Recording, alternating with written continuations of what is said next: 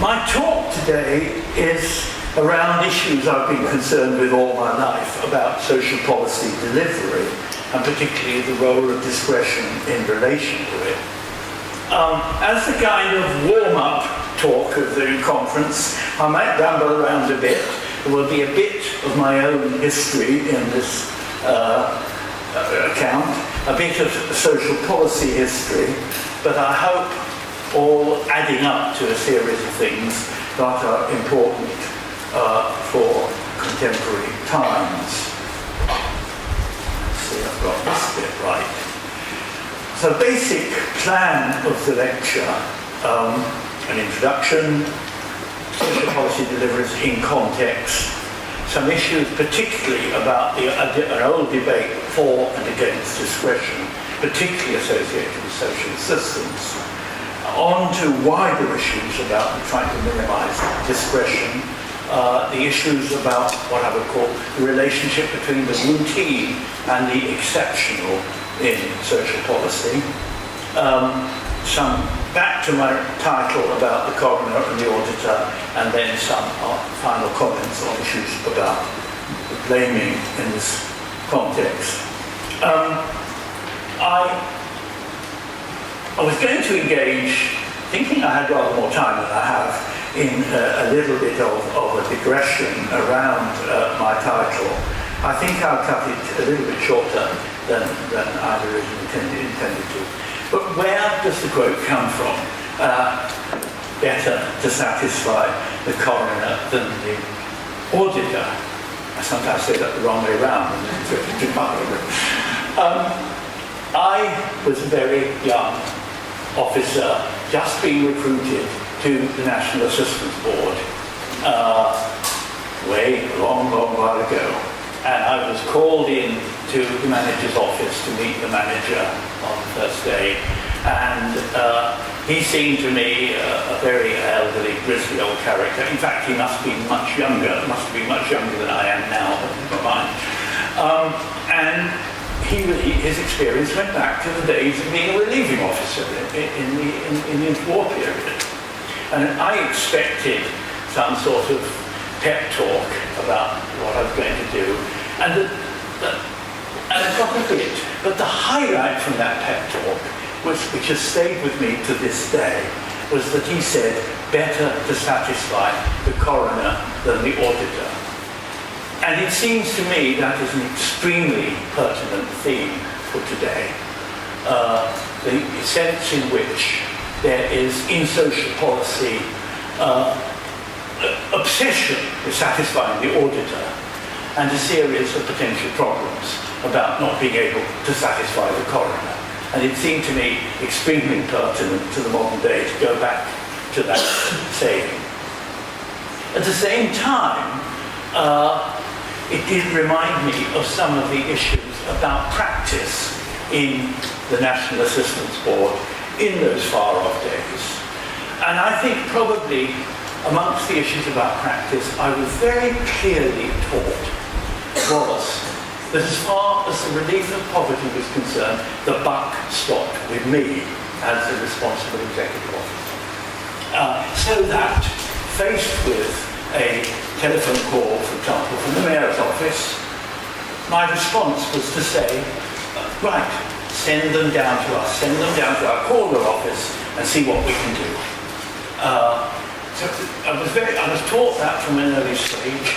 We were taught also to expect that while we would sometimes deal with people with no fixed abode, and of course we were taught to be extremely cautious about their claims, we were nevertheless taught that our normal responsibility was to see that they were properly accommodated afterwards, and they could go out of the office either with some money to pay a rent, or indeed, exceptionally, with a referral to one of the reception centres run by the National Assistance Board. And it struck me that that jars with quite a lot of things that are happening today. And I have to say, I am one who am horrified by the whole notion of the importance of the food bank. It seems to me it is disgraceful that in this modern age we should have a growing expectation of the importance of the use of food banks. And as I say, even with a very old-fashioned view, that's circa 1960, it seems to me something to regard with anger and with horror. Now, I think I better not get too angry too early, because there's a lot more to the talk to come. But that, I think, that explains the origin of my quotation. Now, I want to therefore go a little bit more into the National Systems Board for a moment. And I got myself, as if I were looking back at some of the issues, the history of the origins, and in particular going and reading the 1948 National Assistance Act. At that stage, I was in search, particularly, of some pithy quotations from Aneurin Bevan, who actually opened the address, moved the second reading of the National Systems Board. And my aim was to go for that. In fact, I found a vital quotation from somebody else. But I thought that's not going to let me stop me offering. I think a kind of warm-up speech has to have a small kind of joke in it, after all that anger and seriousness a couple of minutes ago. I've nothing to say about Aneurin Bevan. I mean, I think, he is, in a sense, in my youth, was one of my heroes, at least until he decided that trying to become Labour Party leader was more important than worrying about nuclear disarmament. But it's not my function to talk about that here today. But Aneurin Bevan is clearly very important, and it angers me, indeed, when the newspapers present Beveridge as the man who established the National Health Service. Aneurin Bevan was much more important. Nevertheless, my little light-hearted remark about Aneurin Bevan. I remember ranting on to students a few years ago about Labour history and the importance of Aneurin Bevan and the and the setting up of the National Health Service. And students' hands went up at the back of the class. Excuse me, how do you spell his name? But I got all pompous because, to me, the important thing in my youth was this distinction between Aneurin Bevan and Ernest Bevin in terms of who were important to me. So I very carefully spelled out B-E-V-A-N. Oh no, said the student, I want to know how to spell Aneurin. So my little Aneurin Bevan digression. On to, therefore, his fellow minister.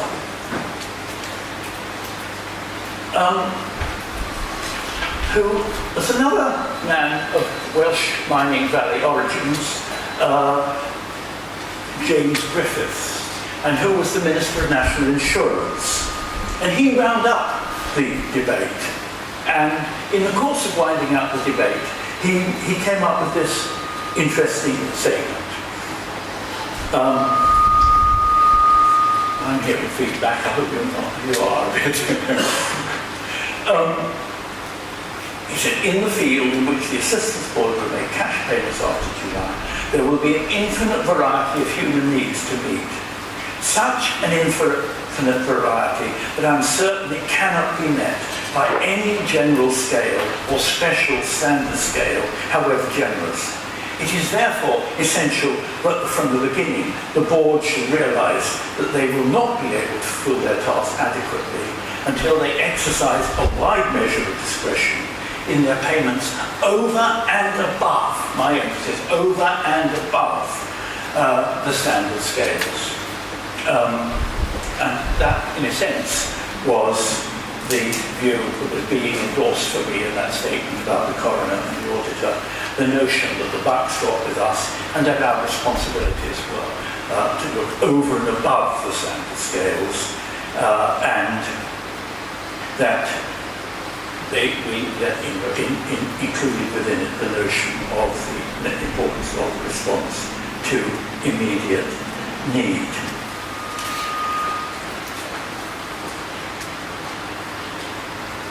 Well, I'm always being inclined to go off, devise a title for a conference months in advance, and then discover I'm a bit trapped by my title. And you could ask my question, well, am I trapped by my title in this case? Well, I think not. But I think there are some points that I should make. Because I think, first of all, an interesting question for research, which as far as I know hasn't been looked at, about the coroner and the role of the coroner. To what extent, and to what interesting question is here that I don't think is satisfactorily answered is how effectively are coroners a useful backstop in terms of issues within social policy. Well, of course, there are cases where we hear of some of the hospital cases recently, the significance of coroners' reports. But I think there's an interesting question about how often, how effective are coroners, and how might coroners be more effective.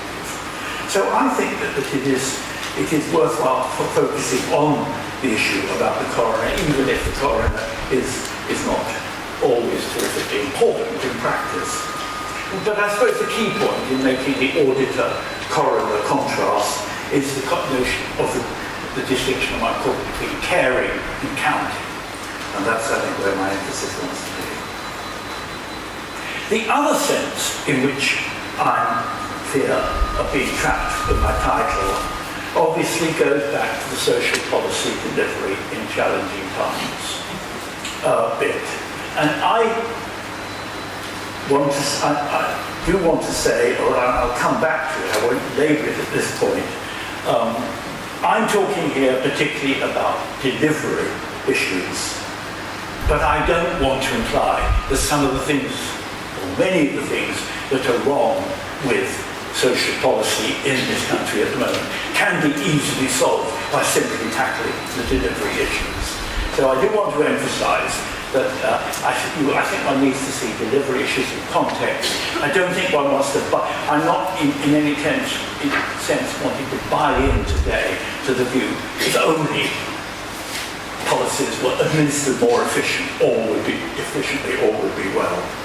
So, ever since I kind of agreed to the title, that little issue has worried me a little bit about how to fit that balance. And am I getting off on the wrong note? But I'm sure plenty of others in the course of the conference will put us back onto the main crucial issues about the overall picture of resources.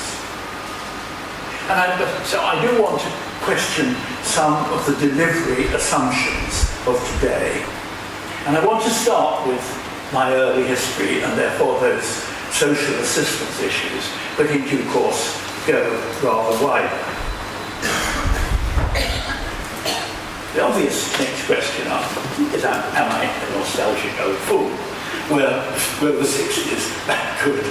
Well, I think my position is on the record. I don't suppose many people nowadays look at the article I wrote in 1969 about the National Assistance Board, but I certainly didn't present a picture of it as a wonderful setup. So I don't want to suggest that there's something that's good now that is bad now. Well, that is bad then, that was good then that is now bad. I do want to stress that I think there are issues about how people think about responsibilities, but I'm not in a position of commending the 1960s model of the National Assistance Board. And of course, pretty fundamental to what was wrong in those days was the sexism, racism of a great deal that went on in our everyday decision-making processes. Get back with that, so I want to put that on the line right away. I therefore am not offering an account of myself like the Call the Midwife programme, where you see me bicycling off to rescue the poor, like the midwives of that same period. Actually, my wife was trained as a midwife in those periods, so I could digress on midwives in the period, but I would leave it to her to do it socially with people later on. So my objective is not to offer an idealised view of the past. I recognise it was another country, of course significantly poorer, but more equal, but of course with different values and different priorities. So, on from that, all these kinds of caveats. Now, have I?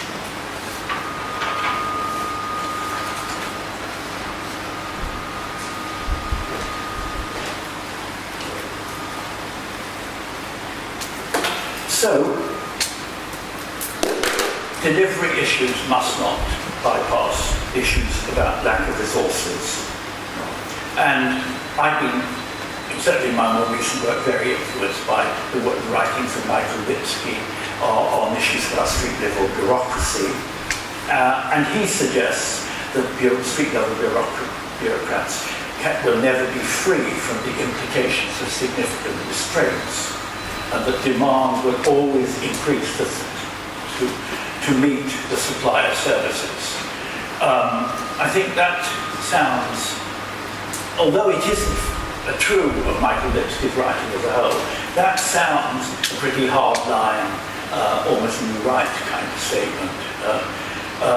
I think, while it offers a realism, it translates all too easily into fatalism. The whole notion, the whole thing, we cannot afford, which is so fundamental to the statements of this year. As I say, that we cannot afford statements used very selectively. Suddenly, all of a sudden we can afford, there's lots of things we can't afford, and then all of a sudden we can celebrate the Battle of Waterloo, or to mention a trivial one, but or the beginning of the First World War. So we cannot afford is always a relative statement used very selectively. And we have to face a government that uses an official social policy discourse, using delivery issues to mask resourcing issues. Anyway, let me go back then to the discretion debate of the early 1970s. I published an article about my own experience with the National Assistance Board in the Journal of Public Administration, and to my surprise, it got recognised by, in a sense, the two key figures in social policy at that time, Peter Townsend and Richard Titmuss. And to my absolute delight, it was cited by them. I mean, I'm sorry to say there's so many young people in the audience, how easy it was to start a career in those days on the strength of an article that caught the eye of a couple of significant figures. It's a very sight tougher now to launch a career, but I was lucky, and at a time of university's expansion, when a career could be launched on the strength of an article that got noticed. Anyway, I was delighted, it was very nice for me. What I was interested in was, in a sense, the difference of response between the two of them. And Peter Townsend seized on my article as part of the evidence of the essential flaws in needlessness. Fair enough, and that in a way was, in many ways, the perspective accepted by many. Richard Titmuss's response was, I think, a rather more nuanced view. And he wrote an article in 1971 which caused attention and caused a lot of anger, I think, in welfare rights circles, because the thrust of much of the article was seen as attacking the growing welfare rights movement at the time. And he attacked that movement in terms of the notion that it was inappropriate to do what the welfare rights movement was advocating, namely to develop much more sophisticated rules that enabled all sorts of detailed needs to be itemized. And the thrust of his attack was against that. And I think in the process, the essence of his article was missed, because if we made elsewhere in the article, he made very clear that what he was talking about was the significance of residual discretion in a universalist context. And a lot of the rest of the article, therefore, advanced the argument for the universalist benefits, and particularly clearly for the national insurance benefits. So I think it's an interesting point of view, and it has a point of view that has all sorts of echoes in modern debates about the relationship between rules and discretion in the behaviour of street-level bureaucrats. And there's a very nice book written by an American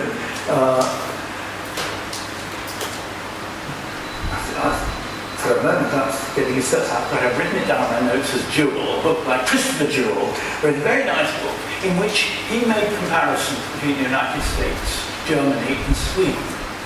And the interesting thing for me was the contrast he made between Germany and Sweden, which clearly very much relates to the gist of Titmus's argument back in 1971. He suggested that what he found in the German social assistance scheme was a rule structure so elaborate, so complicated, that in effect officers were exercising discretion as they selected amongst the rules, or they selectively recalled some rules and forgot others, or as they failed to keep themselves up to date on all sorts of new rule outpourings. And he suggested that by contrast, the Swedes worked with a much more open system, much more trusting of the discretion of individual officials. And I think that clearly remains an important issue. And indeed, in many ways, much of the rest of the burden of my talk is about the need to recognise the extent to which you have to trust the discretion of officials in a variety of contexts. Going on into the later 70s, and particularly the important contributions made in a sort of way by David Donison when he became chairman of the Supplementary Benefits Commission,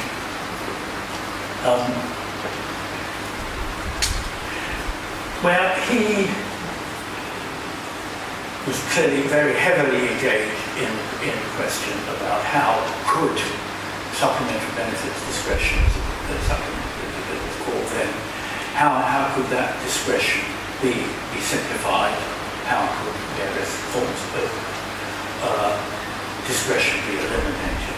And of course, a debate tended to grow up around that, which I call the rough justice debate, about the extent to which there was a need to recognise rules, bring in rules, and the extent to which rules must imply rough justice. And of course, the important thing for those of us who were observing that process was to say, yes, rough justice, but of course, generous, not rough justice, not harsh rough justice.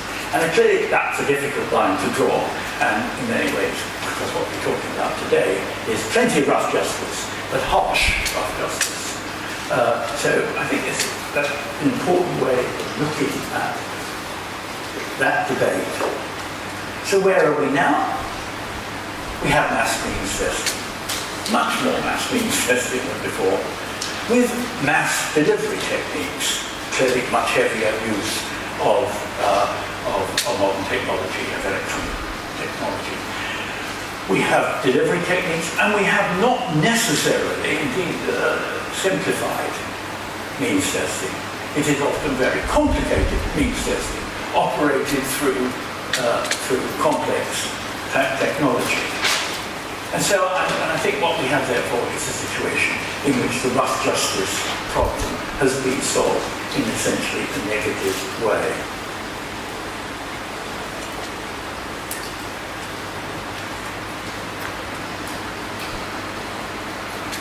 So, while discretionary decision-making in social policy, particularly in social security policy, takes rather different forms than it did in the 1960s, it's certainly not gone away. And of course, what we have instead is the development, very influenced by technological change, of ways in which means testing can be administered with minimizing, personalized, and face-to-face decision-making. And again, I raise a question about how much that is a desirable development, and that's where I do look back with a certain nostalgia on the National Assistance Board. Um, this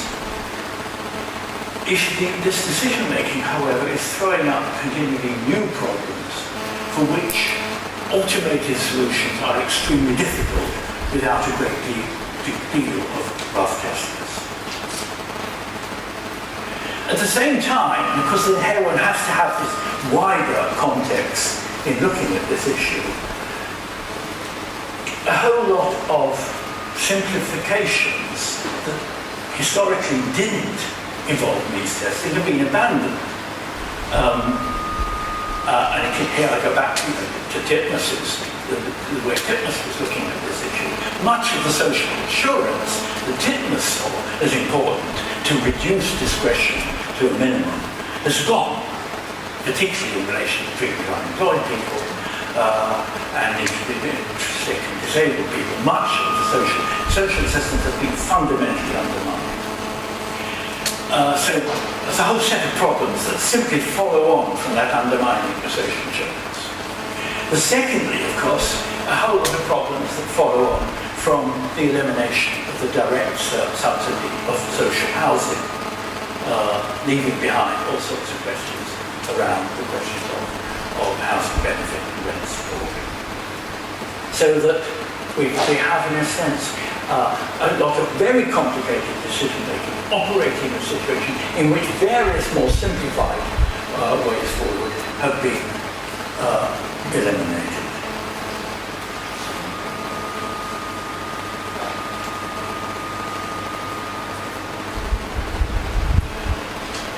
So, where do we stand now in relation to minimizing discretion?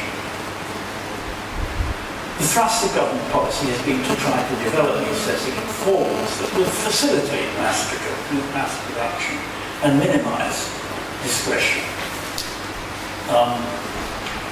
There are important questions raised about just how sophisticated such systems can possibly be. Some Dutch writers, Mark Bovins and colleague, have written about the shift of discretion from street level to stream level. In other words, the discretion is embedded there, hidden there, in the sorts of things, in what goes into forms that people fill in, and the ways in which officers are required to interpret those forms.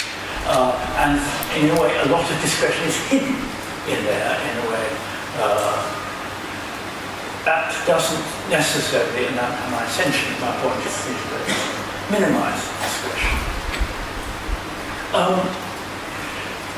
I've already posed clearly one alternative, a return to social insurance, and I have to say, I've seen writings in the press recently suggesting we could go back down that road. I would love to be able to believe it was possible, and certainly a lot of campaigns I've been involved earlier in the past have been to try and protect social insurance. I don't think that social insurance is particularly easy to protect any longer. And I think that the big problem one has to raise about social insurance is exactly what you mean by social insurance. And the danger is that there are people around who argue much more towards what I call the personalised accounts approach to social insurance. And particularly one finds that a great deal in the discussions about developing social insurance in East Asia, for example. There are a whole lot of problems. Therefore, the notion of social insurance as personalised accounts, social insurance, still just leaves behind all the residual problems of people who don't satisfy standard social insurance tests. And therefore, in a way, if you were to revive social insurance, you've got to be talking about reviving a social insurance that recognises those old ideas about the notion of these as systems in which people are protected collectively and not through their individual contributions. Just recently, I know there's the Policy Press have published a nice new book on citizens' income and salaries. I haven't read it yet, It may be, it has ways around this problem, and the best of luck to it does, because I think there's a great deal to be said for citizens' income as a notion. But the question I think one has to ask about citizens' income is the extent to which what we would get, because of the nature of the political process, is a citizen's income in which what was offered was minimal, and therefore would simply leave behind all these extra problems, the additional needs problems, the problem of variable rent. It would leave those things behind, and they will still be there. In that sense, I think I have to say, I don't see citizens' income in terms of how it has been brilliantly portrayed in various books now. I have in my mind the image of social assistance devised by Ian Duncan Smith. You imagine, he jumps on his bagwagon and thinks it's a wonderful, I mean, to some extent, he's going that way a little bit anyway, but jumps on this bandwagon, a wonderful idea, but with all the difficulties avoided. So I'm sceptical about that. I'm not on too long yet, am I? Because I want to go on rather quickly then to, I think the two key issues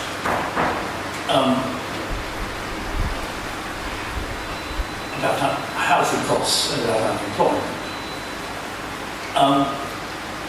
Long history, I mean the history of the recognition of variable housing costs as a problem for benefit levels goes right back to Beveridge.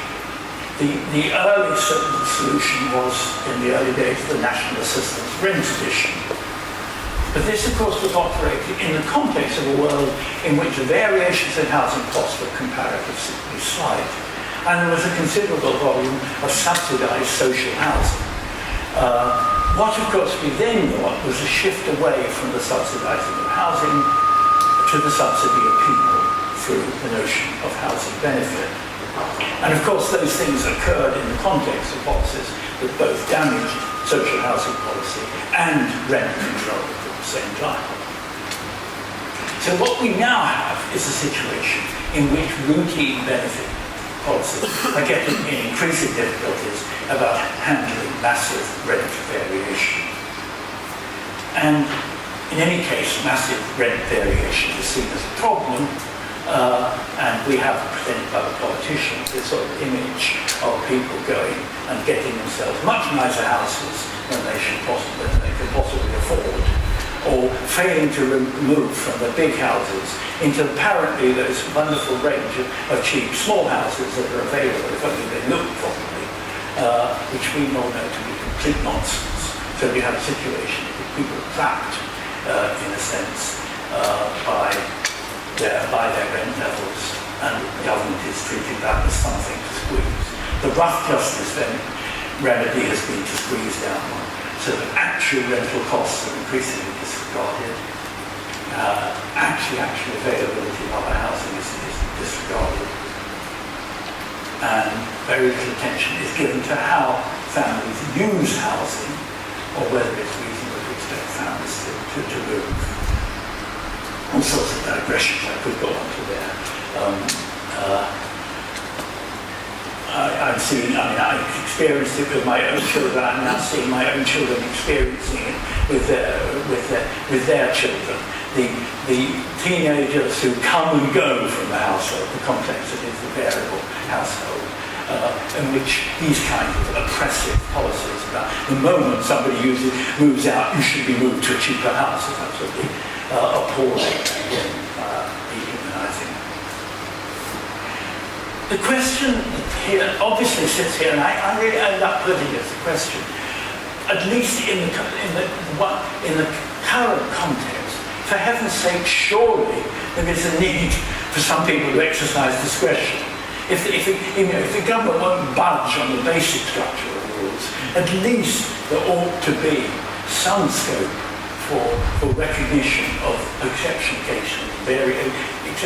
The question is who's available, what staff are available, who's trained to recognise the exception cases.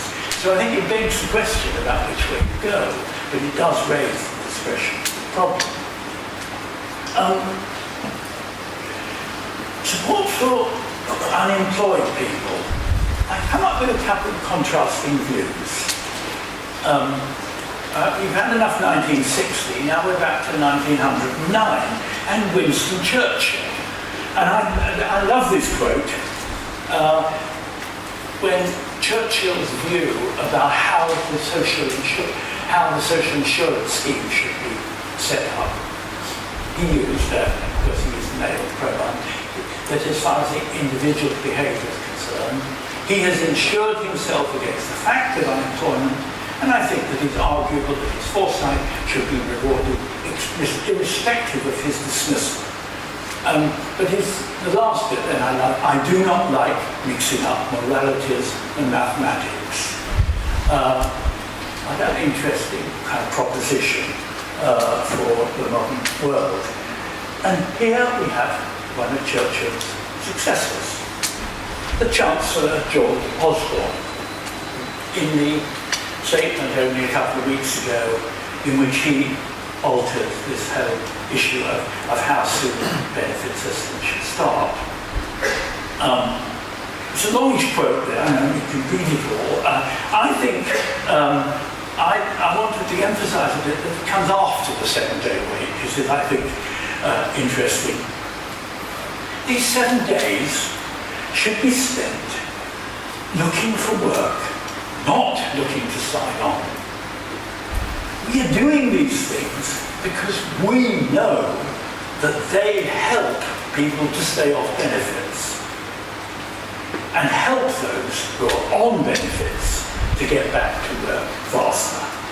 Well, I wonder what Winston Churchill in 1909 would have thought of that kind of, is it curious Tory paternalism? We know how best to look after people.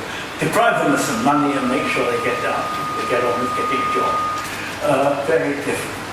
Now I am beginning to run on. Of course, Churchill's advice was never taken. Moralities have never been ignored. There have always been some rules relating to people who have lost their jobs through their own fault, as it were. Today, of course, it's not the moralities bit that's been abandoned, it's the mathematics bit that's been abandoned in the system. The result, a great deal of discretionary activity, making assumptions about blame for worklessness. And related and very significantly to this, performance targets based upon assumptions about this activity and about the importance of the significance of the individual's activity in seeking work.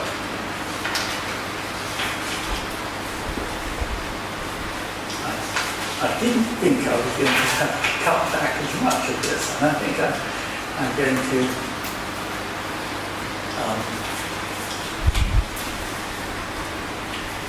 cut down a little bit.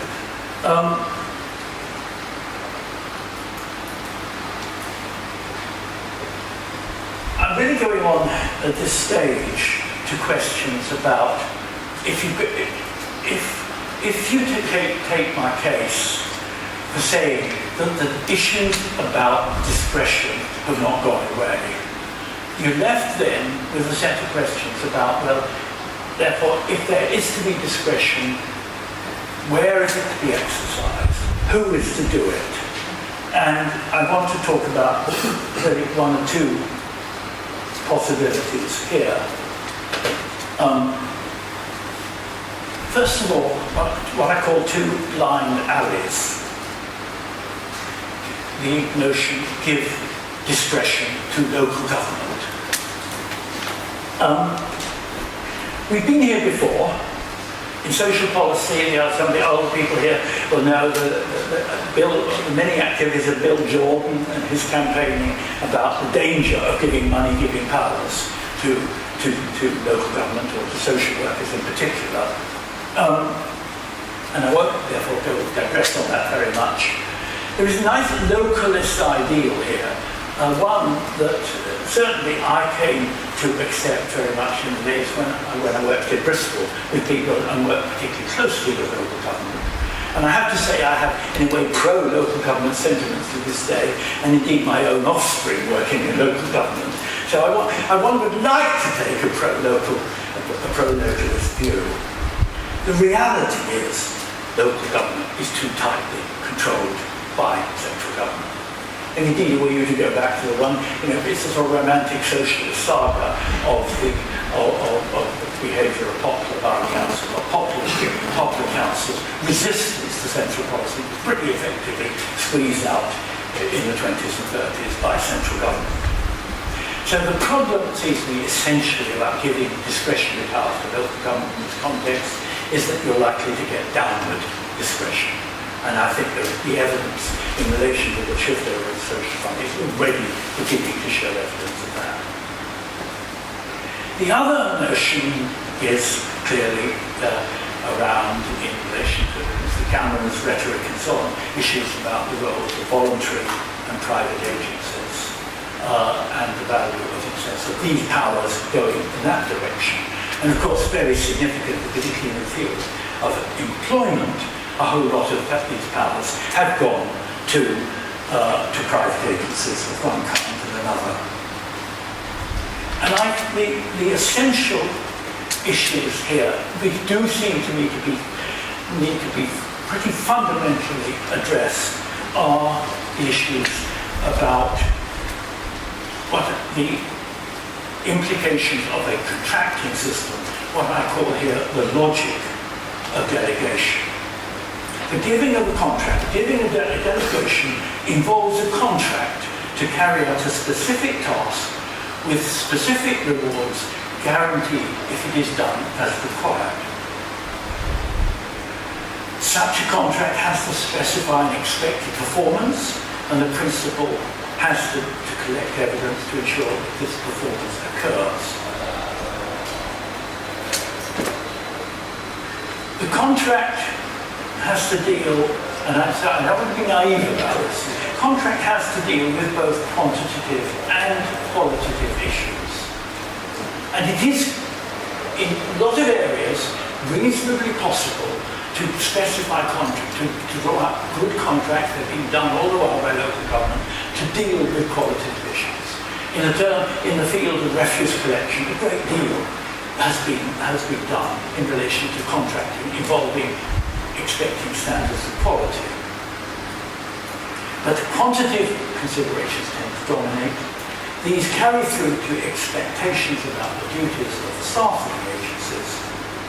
And of course, then that affects the interaction between the staff and the public. And what is clearly pretty fundamental in social policy is the sense in which, at that point in the system, we have what we would call co-production. That the action, that forms of collaboration are required between the body with the contract and the person with whom they're to work. In other words, a contract given to somebody, to a private organisation, to help, use that word, put it in inverted commas, to help people find work, or help people find training, requires forms of collaboration with the person who should want to be helped. So we have so that one has a co-production problem. And it seems to me that is where the issues about interaction are fundamental. I'm reading a lot of stories in the press. I'm not doing research in this area. I think there may well be people in this room who are doing research in this area. It seems to me there are increasing number of extremely disturbing stories occurring about the extent to which behavioural compliance is required so that an organisation can fulfil its contract. Now, I have overrun, and I'm going to have to do a big jump. I mean, in essence, I'm raising the question all the while, the question, and I wanted to expand it further outside the particular social security issues on which I'm most expert, into a whole area, range of other areas, where I think the same questions about how the relationship between, on the one hand, the routine delivery of a service. And on the other hand, the need to deal with properly the exceptional comes up. And I would like to go on even to digress onto issues about the health service in these terms. But I do think these are very, very important issues for us in the social policy world about looking at the issues about systems that can be routine, that can be reasonably streamlined, that can be reasonably computerized, but that recognise the exceptional. And I think that has been the burden of my case. So just to skip on, therefore,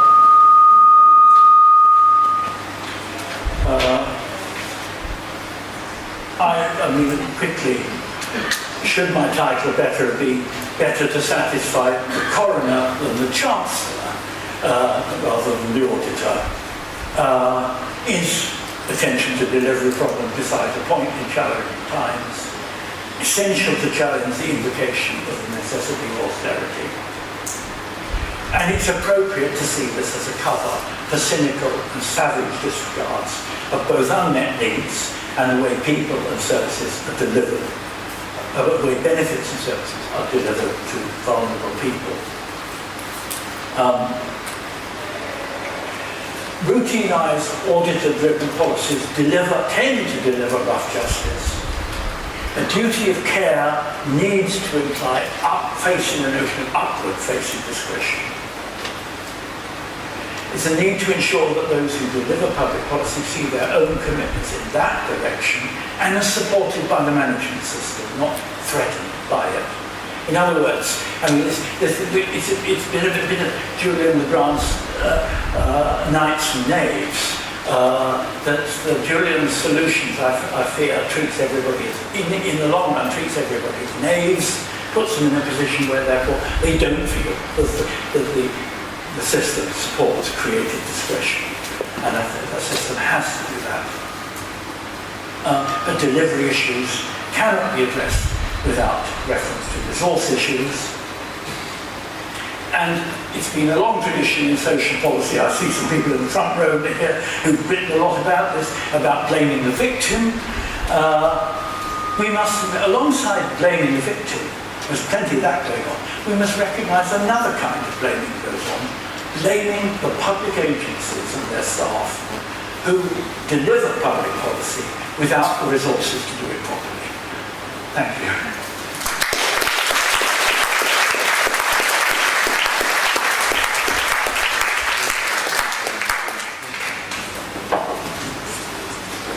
Thank you very much, Michael. Thank you very much. Your caveats and details were as pertinent as your key points. Thank you very much. So we now have some time for questions. So we'll take questions in groups of 3. That's okay, Michael? Mm-hmm. Okay, so I'll now open it up for questions, and we've got people who are bringing mics around.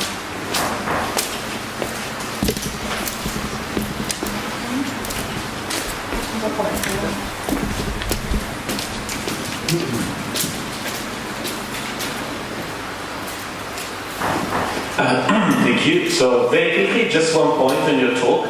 When you were talking about the citizen income, and you would say that you don't think this might be the way forward. I would like you to elaborate a bit more on that, and which are your points against it, and why you don't think that the citizen income and going more toward universal policy is the right solution, and why this would be so dangerous and might be exploited by people who want to retrench the welfare state, as I understand your point correctly. Thank you.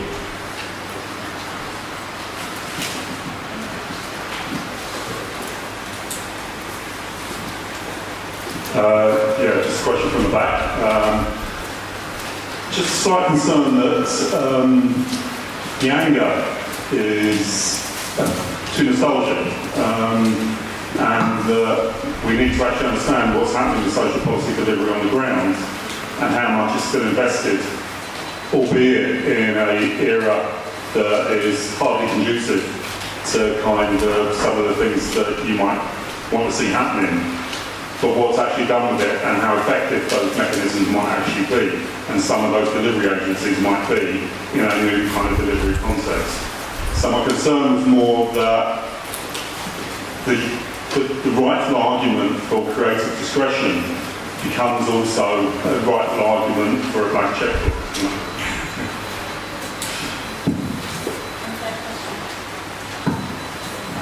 So my question is somewhat political in nature. So I'm not from here, but my understanding of the situation is that as these cuts have been put forward, the Labour government, the Labour opposition is not looking to reverse it. So the criticism tends to be more verbal, but they also make it clear that they're not going to step back. So what are the alternatives in terms of, social movements or opposition that would actually lead to a more interventionist state again? Okay, well, three very, very pertinent points. Each of them deserving very long discussion. The easiest one is perhaps the citizen's income. I mean, I'm sorry, and I delivered but I should put it in the talk.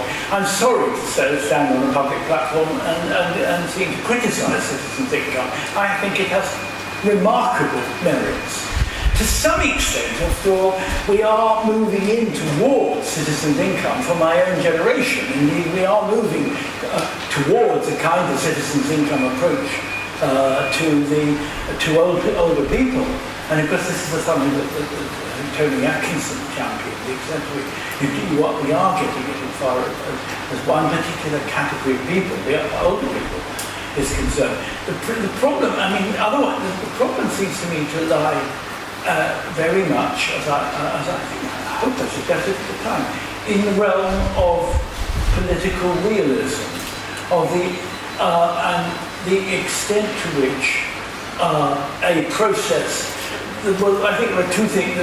On the one hand, there is the process of, in a way, getting the issue on the agenda would have to involve various kinds of arguments and compromises between different groups and different interests. So that would be a danger of dilution of the idea from the outset. But more significantly, given the nature of democratic political processes, the introduction of citizens' income would tend to be incremental. It tend to involve small steps towards it. And it is along ideally, those incremental small steps would eventually land us up with a good system. But the dangers lie along the road of half measures, which in a way then require a whole lot of related top-up policies. And so in a sense, I'm merely saying you won't escape the discretion problem by going down the citizens' income road, though it's a very desirable road in lots of places.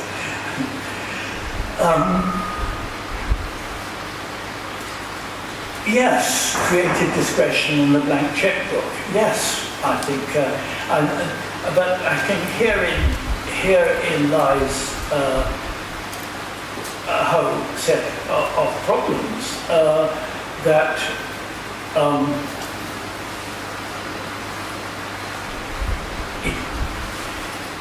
and why I felt it very important to put what I say about policy delivery in the context of the wider issues of the lack of generosity in the social policy system as a whole. Yes, the opening up, looking at discretion as a positive rather than a negative thing, carries costs. I think whatever you do, and I think the best image in a way to talk about discretion is the image of Dworkin's image of discretion as what he called the hole in the donut, the notion of discretionary powers embedded within rules. And I'm not sitting here, standing here, I'm not standing here saying that it doesn't have to be very tightly structured. Although I'm saying that to some extent there needs to be a lot more examination of the areas where discretion is important, and a greater recognise the case for positive discretion in just the way James Griffith did in 1948. But let's be realistic, yeah, those problems lie there. The third point, I'm deeply pessimistic, to tell the truth, and I don't think I can. I find the present performance of the Labour opposition pathetic. I have to say, I've been dying to put in something, a little digression I left out, and your question gives me the excuse to do it. That the leader of the Labour Party pointed to apparently the three great achievements of the Labour government of 1945 to 51. He saw it bringing in the welfare state against great difficulties. And he cited three achievements. The first of them was the development of social housing. Yes, modest contribution in that direction, but pretty modest and not generally seen as one of the most significant achievements of the 1940s. Secondly, the National Health Service, no dispute, although that is also in the context of earlier thinking. But bizarrely, this man, this son of an eminent political scientist who studied the politics of Labour, cited the family allowance. The family allowance was introduced by the coalition government, the wartime coalition government, in 1944. What faith can you have in the Labour Party whose leader can't even get that right? I'm sorry, that's a little bit of a tirade. I am very pessimistic, and I think we desperately need new political initiatives, but I can't see where they're coming from. Okay, further questions? Can I remind people actually, can you say who you are and where you're from as well?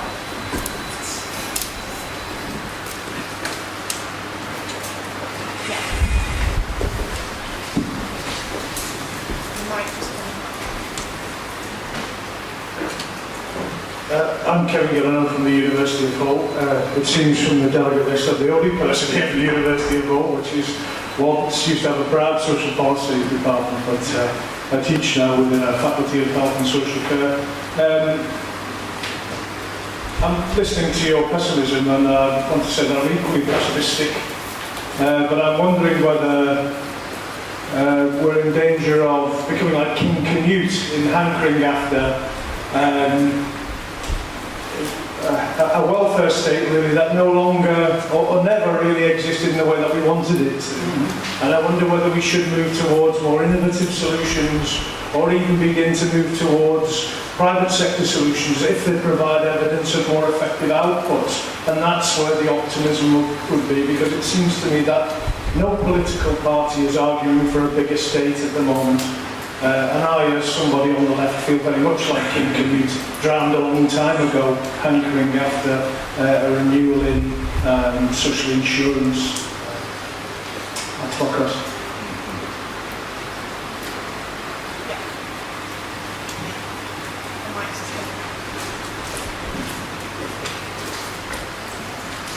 Hello, I'm from the University of Chichester, Julia Hay.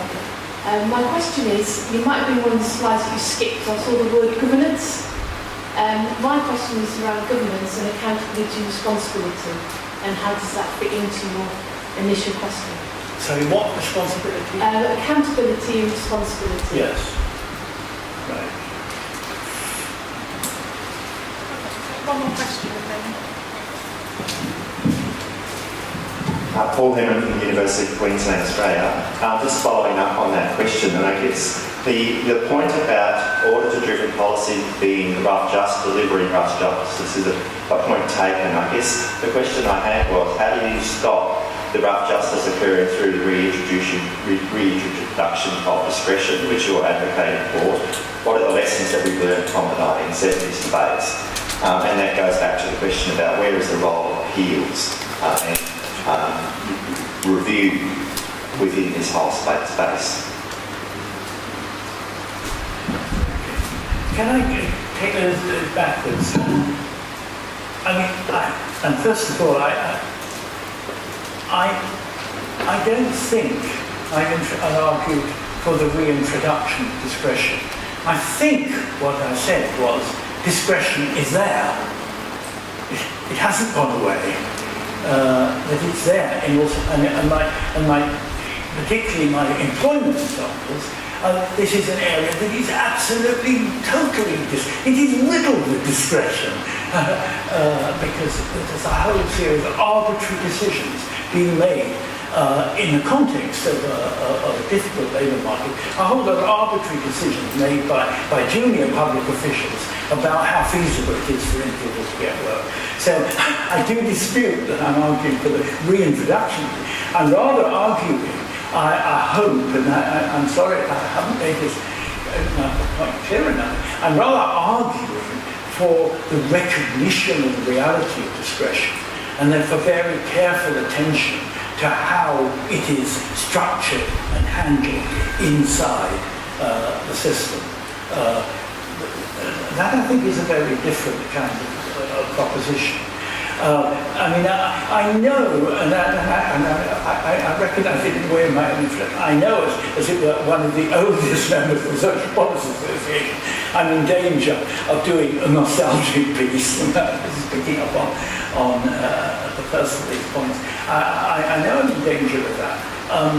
And I'm trying very hard to avoid that, and it does seem that the point being that it is that I think there is a case in a different way for reviving a debate in which I was very actively involved in the 1970s, reviving a debate about both the good side and the bad side, the pros and the cons of discretion, and recognize, and I feel that in a sense that seems to be an intellectual challenge to the Social Policy Association. Legitimately, somebody from my age can take on. It is.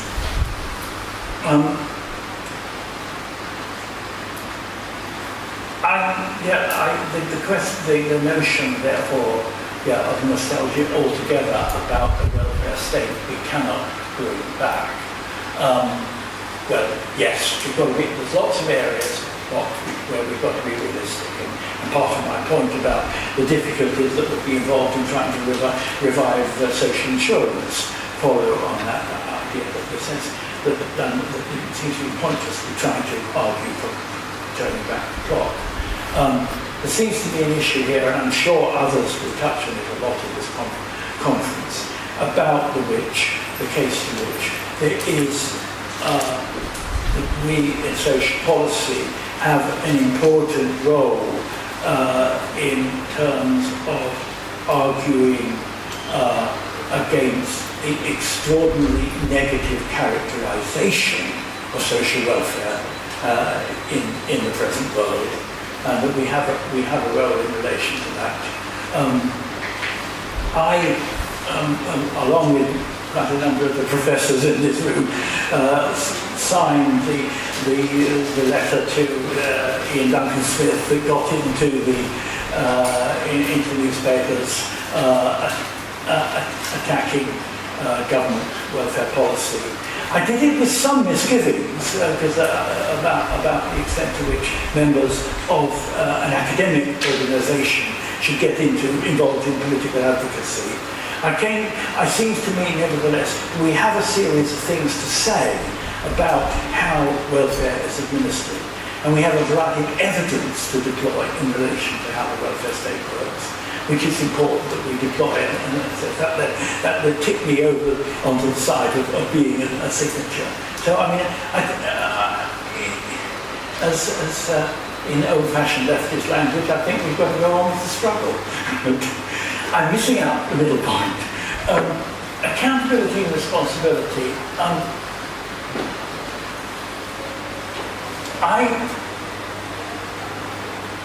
The middle bit of the talk I left out, and I clearly, when I write this up as a paper, I don't have to think about how much you can and how much you can't say on responsibility, dealt quite a lot with the extent to which the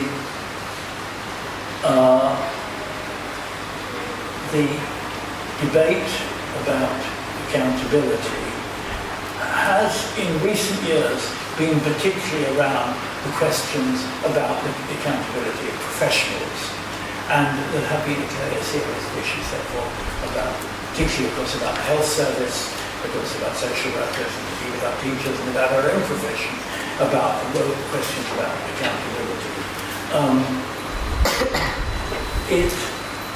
It seems to me that the issues about accountability are fundamentally important.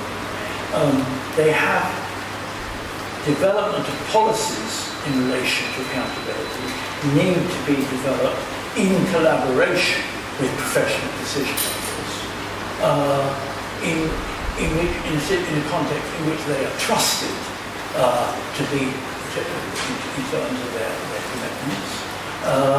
And we need to look at ways of looking at, measuring it, and also being very positive about measuring behaviour of decision makers in the context of accountability, and looking at what are the determinants of those behaviours, while not at the same time holding them down to rigid performance measures. It's a big subject. Thank you. Thank you, Michael. I think that's all the time we've got for questions at this point. I'm sure we're going to be carrying on these conversations during the conference. I'd like to thank Michael once again for his talk, and Zoe would like to say a few words before we move on to lunch.